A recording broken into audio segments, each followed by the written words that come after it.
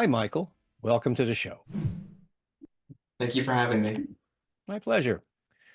I see here that you've written some very interesting books, and I'm eager to get to them because they're a subject very close to my heart and my interest as well. But first, give us a little backstory as to who you are and how long you've been writing and what got you to this point of writing these historical novels. Yeah, so I grew up in Arizona, in the kind of southwestern United States. I've had an interest in storytelling for really as long as I can remember, even from ages of like 4 or 5. I think at the age of 7, I started writing sort of quote, books about dinosaurs that were kind of like a few pages long, and I would staple them together, and it would be like you kind of show them to friends or parents or whatever, like, look, I wrote a book.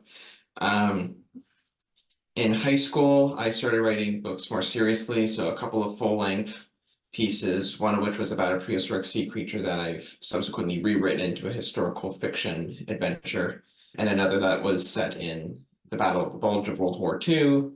And then I took a break during college where I became a history major, and then during law school, I wanted a non-law related activity to kind of give my brain a break from legal work.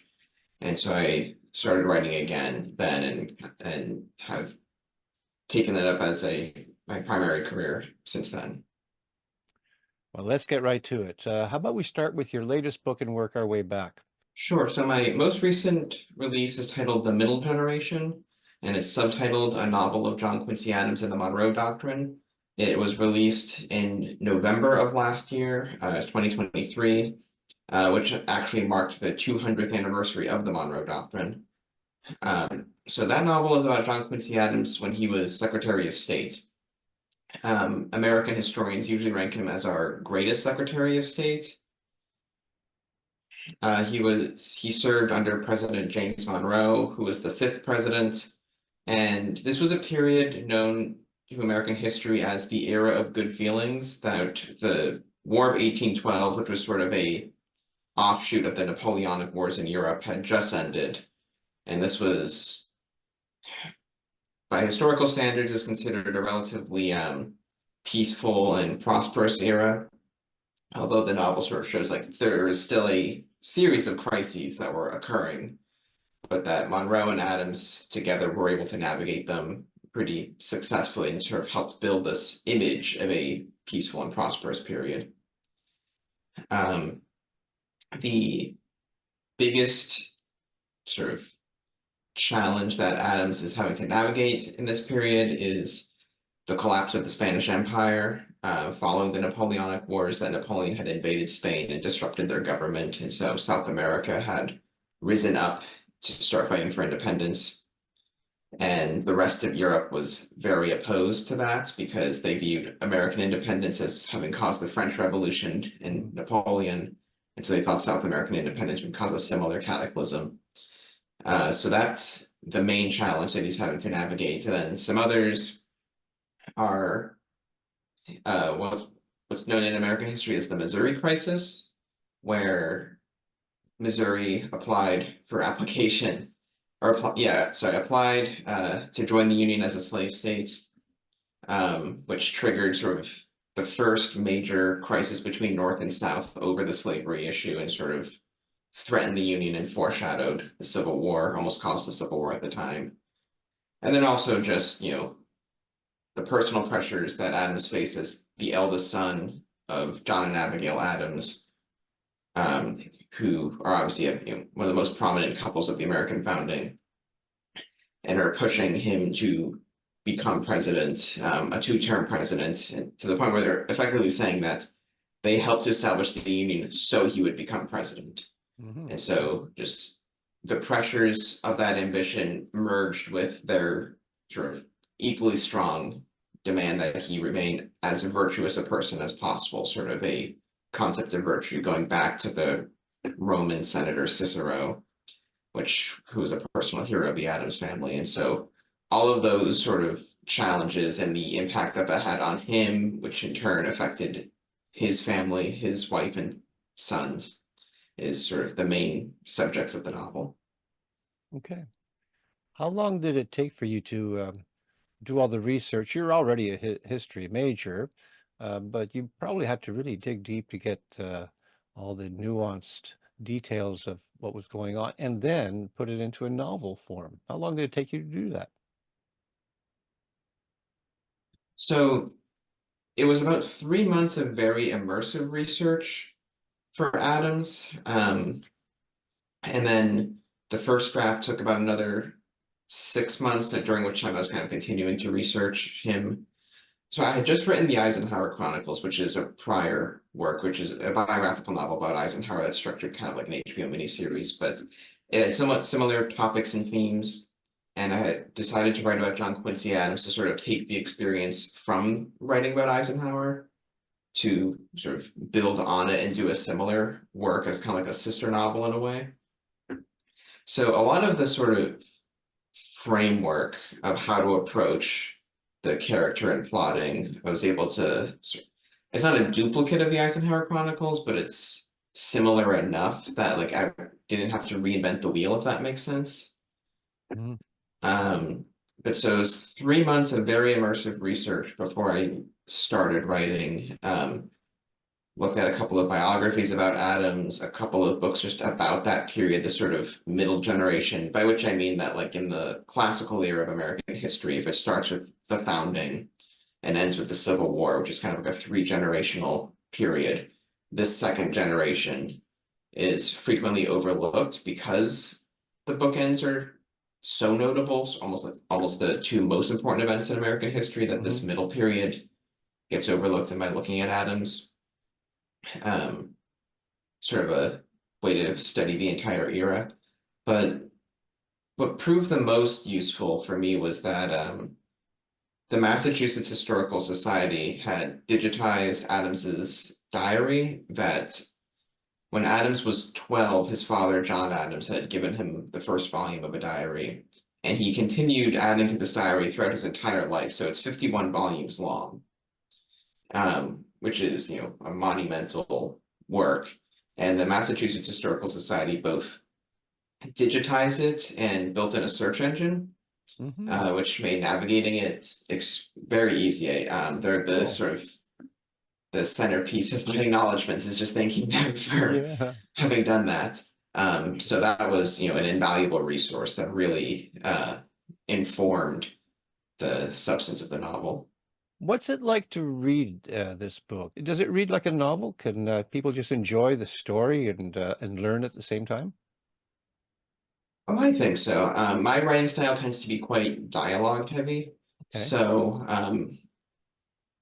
and for this book, I wanted to take it not quite as character focused as the Eisenhower Chronicles, have a bit more plotting in there. So a lot of it is Adams navigating these crises and sort of strategizing and making alliances, and then those alliances break down with some other major figures of the period. So I mentioned President Monroe. Some other figures include Henry Clay, who's the Speaker of the House for most of this period, John C. Calhoun, who is the Secretary of War, so he's also within Monroe's cabinet. And that's a very interesting relationship, because anyone who sort of knows the basics of this period will know that Adams and Clay sort of align on a lot of domestic policy, but they're both primarily anti-slavery and both believe in what we would now call infrastructure. They would have called it internal improvements, but building Mhm. like canals and railroads and things like that. Whereas Calhoun is sort of most famous as this arch defender of slavery. Mhm. And after this period, he would argue for a concept called nullification, meaning that the states should be allowed to nullify federal law if they disagree with it, which would sort of pave the way for the South's secession in the Civil War.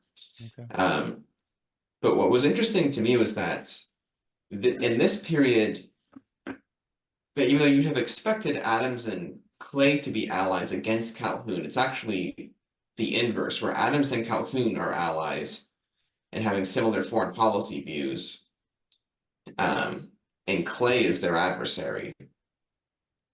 And so seeing those relationships both form and break apart and realign and things like that is a sort of a major drama of this novel.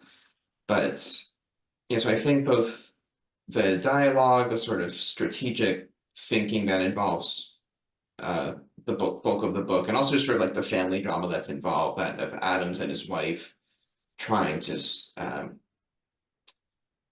of keep their family together and to endure the extreme pressures that he's under as he's sort of taking a lot of that out on his wife and sons. Sort of brings a more human element, I think, to this all. Um, and I don't think a person needs like to be an expert in American history by any means just to be able to absorb, what's going on Right. as far as his journey and what he's trying to do. I happen to like history. I don't know much about this particular part of American history. I focused on other history, Canadian history, certainly. I loved history in class. And as I've grown older and talked to people who recall their time in high school, and people generally don't like history. I don't know why, because it's so interesting to me. Obviously, you like it. What do you think about the lack of interest in history by, you know, great many people actually just don't really care to read about it? How do you get over that? I mean, I think, the kind of the cliche is that history is often taught as names and dates.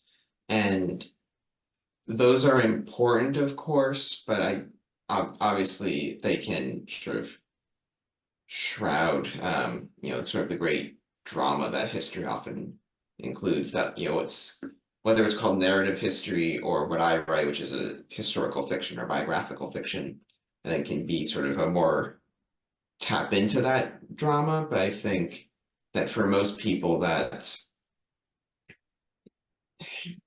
they probably get they probably just see it's like so many facts and that were forced to memorize in school that it can sort of deter them Hmm. from Yeah, I think so. those Yeah. those elements. But I think there's so many people that are also like so passionate about history that it doesn't just inform them about the world we live in, but just getting to see these interesting people and these dramatic events, whether it's um you know, some of the lesser known events of this period, like Adams trying to prevent Europe from invading South America, Hmm. or the events that Eisenhower had to deal with, both as a general in World War II or as president in the early nuclear era, are as interesting as any, work of conventional fiction, in Absolutely. my view. So. So I understand what historical fiction is, and I find it fascinating. How much liberty do you take when you write, and how do you fictionalize history and still remain true to history? Right, and I think that's a question at the heart of a lot of what historical fiction writers sort of wrestle with on a day-to-day basis. Um, for me, I do a, a lot of research just both upfront and throughout the process. That for the Adams novel, I built up over 400 pages of research notes, a lot of which was pulling segments from the diary that specifically addressed what he was dealing with with certain decisions and events. The current book that I'm working on, I think my total number of research pages have actually even surpassed that already. Um, so both looking at primary sources as well as some secondary sources by experts. And then also bearing in mind that the work of historical fiction, kind of there's two words in that term. It's both also supposed to be a story that's entertaining. So seeing how it can best conform to sort of a novel's framework, or if it was a film's framework, seeing how like where a character's would be called a character arc, how you can forge uh, those that fits sort of the conventions of fictional storytelling. I think that's something I'm always trying to keep track of as I'm from the very beginning of the research process. And then I think the dialogue is probably where most of the liberties are taken, because usually for something like John Quincy Adams or Eisenhower, you can usually find sources that will sort of give the overview of what they're discussing in various meetings. Yeah. So let's say Adams is meeting with Monroe and Calhoun about General Andrew Jackson's invasion of Florida to combat the Spanish, which occurs pretty early in the novel. Or sorry, not the Spanish, but the Seminole Native Americans, but it's Spanish-controlled Florida, so it triggers a diplomatic crisis early in the novel. That you can usually find a couple of sources that will explain the overview of sort of what they discussed and the decision they reached. But that won't go into the details, and I think those details and exactly how the meeting plays out and the different personalities involved and the back and forth and the different factors that are considered sort of one by one, I think that's where most of the real fictionalized part can be found. Okay. And with something like that episode is interesting because different sources give a different interpretation of how it was handled and exactly why President Monroe made the decision or lack of decision that he did. And because there's a sort of disagreement among experts, it gives me the opportunity to sort of fill that void with what I think is an interesting approach and a sort of twist within the story. And I'm looking at the other one, the Eisenhower Chronicles, that came before the middle years. When was that written and published? Right, so that I started writing that while I was in law school. So that was around 2019 is when I started writing it. It took about a year for the first draft, and then it was finally released as a full volume in 2022. So Eisenhower has been my favorite historical figure for pretty much the full length of time that I've been interested in history. That my entry point for that interest started was with World War II, which I think is probably a lot of people's interest given just the scale and drama of that conflict. So starting with his time as a general in World War II as he fought the Nazis in Western Europe, and then from there an interest in his presidency, which I think is a very overlooked period in American history. Particularly just the scale and complexity what he was navigating in foreign affairs, the early nuclear era. That if anybody's seen the Oppenheimer film about the invention of the atomic bomb, that I mean, this novel came out over a year before Oppenheimer was released, but it would act as a sort of sequel because the bulk of the novel deals with his presidency. As he's navigating a sort of early nuclear age, and critically, this period of history before what we would call the norms of non-use were calcified. So, meaning that within the American government and for much of the media and American populace, and probably other regions of the world, that nuclear weapons were so new and they were part of their use on Japan in World War II was seen as having brought an end to World War II, that many people, and particularly Americans, view them as a legitimate weapon to use in international affairs. And with the decline of European empires around the world after the war, particularly in Africa, Asia, and the Middle East, that Cold War hotspots were rupturing, on a yearly basis when Eisenhower was president. So that mixed with the tensions between the United States and the Soviet Union, mixed with the sort of lack of norms around the use of nuclear weapons, created a very dangerous situation for him to navigate.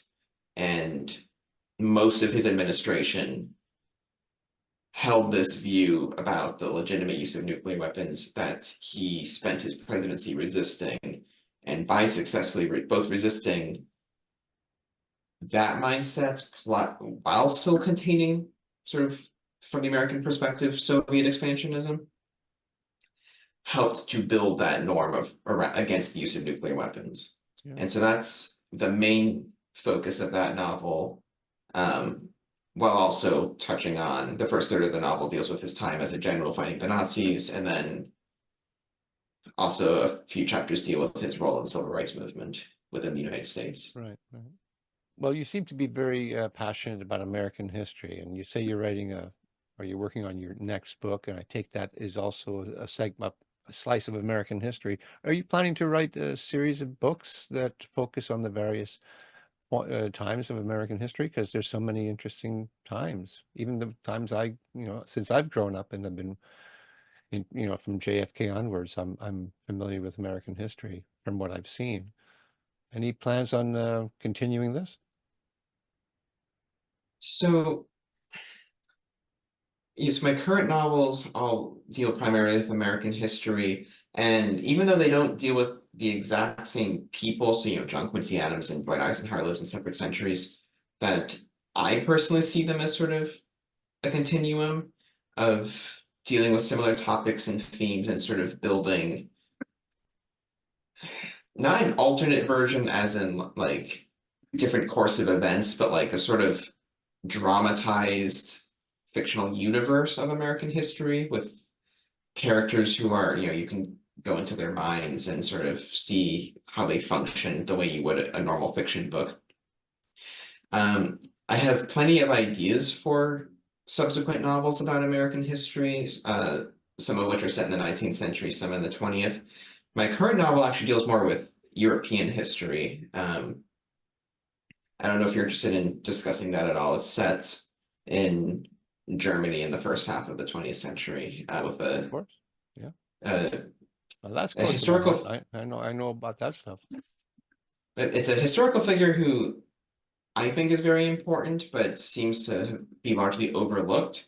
I don't know if you're familiar with him. His name is Karl Haushofer. No, I'm sorry. Don't. He was a German general and academic who some historians have sort of termed Hitler's mentor. Okay. Um, he was a foreign policy theorist. He helped coin the term geopolitics, which is frequently used to discuss international Okay. relations. Um, and he helped mentor Hitler after the Beer Hall Putsch when Hitler was in prison for 9 months. Yeah. Um, and he coined the term Lebensraum, which means living space, Living space. Yeah. which the Nazis would take and sort of expand into a much more sort of horrific way than Haushofer had originally meant. Right. Um, I don't want to give the impression that Haushofer was you know, somehow innocent in all of this. I don't that he was technically not a member of the Nazi Party, but he did collaborate with them and helped, because he was a popular academic, helped legitimize them I see. in their rise to power. And he was hoping to direct what he referred to as a Caesar figure, who ended up becoming Hitler, Hmm. in hoping to direct them into building alliances with Russia and Japan to Hmm. offset the rise of America, which was his big Yeah. concern in the world. And so the novel will deal with both his sort of rise from the German army to becoming this academic who then uh, mentors and helps guide Hitler to power, and then their relationship under the Third Reich.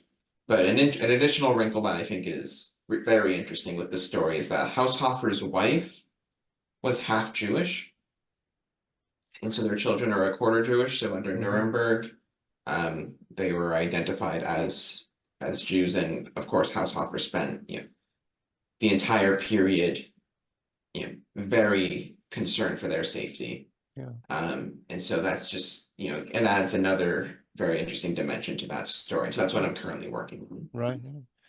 Well, if he was mentoring Hitler during his time in jail, he must have come across Rudolf Hess and Hitler reciting the Mein Kampf to his friend Rudolf Hess. Would you say that Haushofer had influenced some of Hitler's thinking that he then relayed to Rudolf Hess when he was so-called writing his book?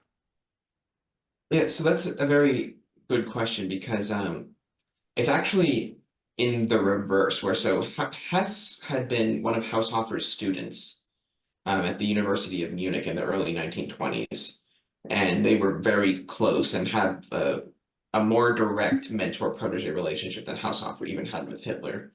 And when Hess was arrested after the beer hall putsch, um, which there's some details involved with that. I'm not really sure I have the deep time to go into right now, but when he was arrested and went to the same prison that Hitler was in, that's who Haushofer was actually visiting, was he was checking up on his student now that he was in prison.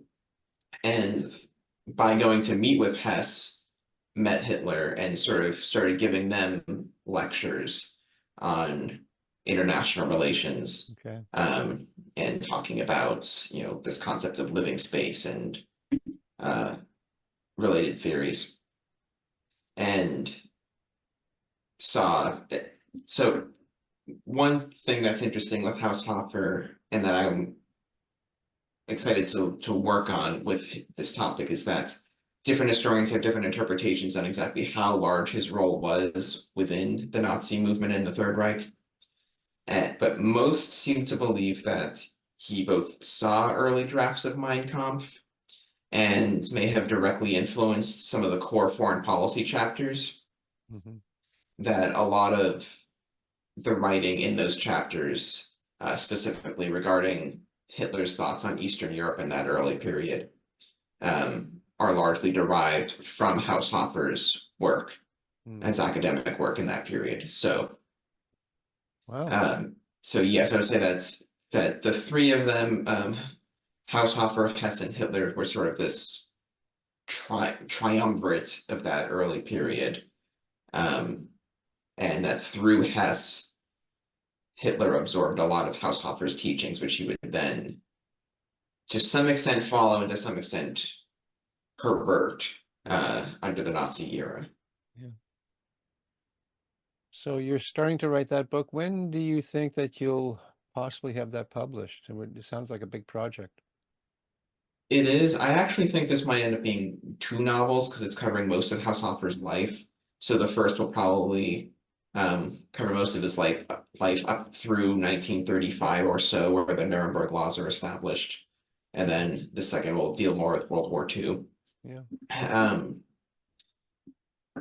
I don't have a specific timeline for when that book will be released. I would expect it might take a couple of years because partly is because since it is such a rich topic and not quite as written about as, let's say, Adams with his large diary, that source that sort of going through the information is taking longer than the prior novels, and also just, my family and I have, other obligations over the next couple of years that are also going to require attention.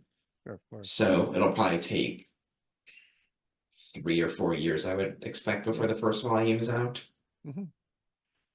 Now, in terms of competition, when a novelist is writing a pure novel fiction or science fiction or fantasy, there's competition there, and people are going to read it and like it or dislike it, and that's basically it. But with you, um, what's competition like with uh, historical fiction?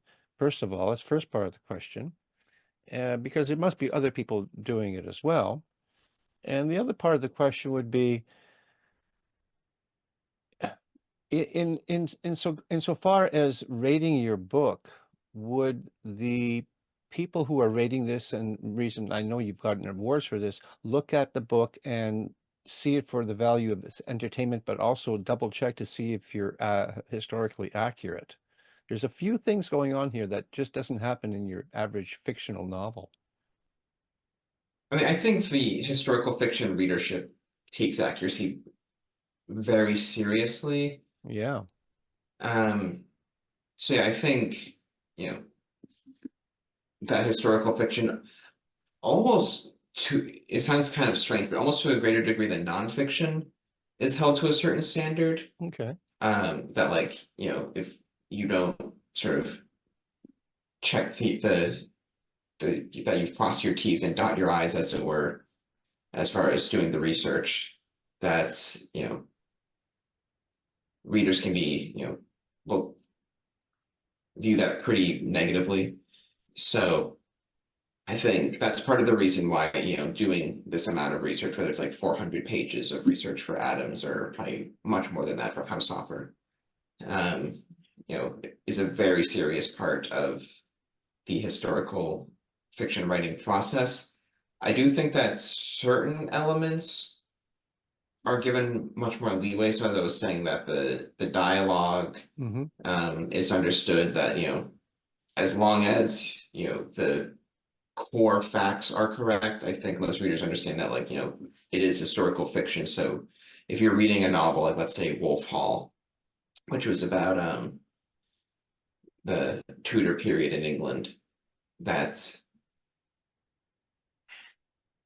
that some liberties are taken in how that story is approached, and that although it still is considered very accurate as well. And so I think there's that sort of balance is generally understood between the readers of historical fiction and the writers of it. As far as competition for within the historical fiction genre, I mean, I think a lot of readers just enjoy going from one book to the next. So I don't personally see much animosity between historical fiction writers or that type of competition, if that's what you're referring to. That I think a couple of the major topics within the genre that sort of are the major centers of gravity, whether they be World War II or the Tudors, that fans of those topics will sort of just go from one book to the next. Mm-hmm. I guess as far as that kind of covers both parts of that question, there are just different historical fiction novels will strike the balance between the entertainment and the more academic side of the novels a little differently. Yeah. So some will be lighter reads, some will be more in depth. My novels are probably a little more toward the in depth side, but I still think that they're very readable for anybody who's interested in them. Right. And so there's kind of a range of approaches and styles, I guess, that different writers within the genre will take. Sure. The editing process must be equally as on point, right? I mean, you send this off to an editor. Uh, what's that like? Because they can't go around changing things too much, right? They have to work within your framework. Right, which can be nice sometimes when you don't have to second guess quite as much as you have to when it's if it was a more purely fictional Mm-hmm. work, it's more becomes conversations of just the quality of the prose and things like that, as opposed Okay. to like larger questions of plot points. I mean, there are sometimes questions about the precise accuracy of certain details, like, certain interesting questions are, if Adams has a certain view, let's say, of the founders, which is a bit different than how we currently interpret them. Sort of, how do you represent his thoughts in a way that will be understandable to a modern reader? Like, those are the type of Okay. discussions about accuracy that are had, at least that I've had with the editor who worked on the middle generation. And then just certain discussions about, especially topics further in the past. So let's say the middle generation is further in the past than the Eisenhower Chronicles. That write, how do you approach the language in a way that is both has the flavor of the era, Exactly. Yeah. but is still readable to a modern audience. Right. Right. I didn't think about that, but for sure. Yeah. Yeah. And with most issues, with this genre, again, since the term historical fiction is built of two different words, I view it as sort of, you have to pull from each. And so I tend to take sort of like a middle of the road approach as far as the language question of like you want to build the flavor that it feels like it's, a discussion in the early 19th century, but you still want it to be very readable Mm-hmm. for modern readers. Yeah. Because if it's inaccessible, then you're going to have a much harder time finding an audience, of course. Okay. Do you have a website? Yes, I have a website at mbzucker.com that has links to all the novels as well as a blog that I write about different historical topics and occasionally historical fiction uh, reviews of sorts. And it also has something called the Eisenhower Encyclopedia, which before I wrote the Eisenhower Chronicles, I had just taken all the information that I had learned about him from having read about him for several years, including in college, and sort of built an easy resource for anybody interested in him to learn about his foreign policy, his generalship in World War II, and pretty much any other part of his life and career. So that's kind of just an interesting feature that I have on the author website. Okay, sounds good. And you say sales are doing good for these last two books of yours, the Eisenhower Chronicles and the Middle Years. Yeah, they've been better than expected in some ways. I mean, I mean, like probably with a lot of writers, they kind of go up and down over time, but Sure. Yeah. I think we've been pleased for the most part, and the Adams book has won, I believe, 4 awards so far, so that's been nice, and looking forward to the summer where we can slow down and look at how to brainstorm new mains to try to find new readers. Cool. Excellent. Do you do any book fairs or anything like that? Yeah, so I frequently actually will do a book signing in some of the local Barnes and Nobles. So I live in Northern Virginia. Mm-hmm. Actually just had a book signing at the Barnes and Noble in Woodbridge this past Saturday. So that would have been March 2nd. And I am doing another one later this month. I know it's a Saturday. I don't remember the exact date. Oh, March 23rd. I'll have another book signing, I think at the same location in Woodbridge, Virginia. Good. Good for you. It's been fascinating. Your subject matter, I just may order the Middle Years book. I'll up to see what my budget's like, and but that sounds like something I would love to read. Really fascinating stuff. Thank you. It's been a pleasure talking to you, Michael. Thank you. Yeah. Yeah, again, this has been great. And, thank you for giving me and other writers like, this type of opportunity. Sure, my pleasure. Well, you take care of yourself now. You too.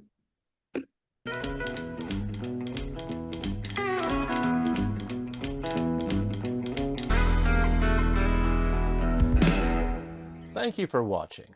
If you like what I do here on Tell Me About Your Book, then please consider hitting that like button and leaving a comment.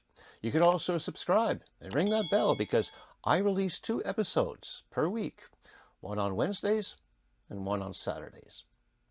And if you are an author, I would love to hear from you. Until such time, keep on writing and be kind to one another.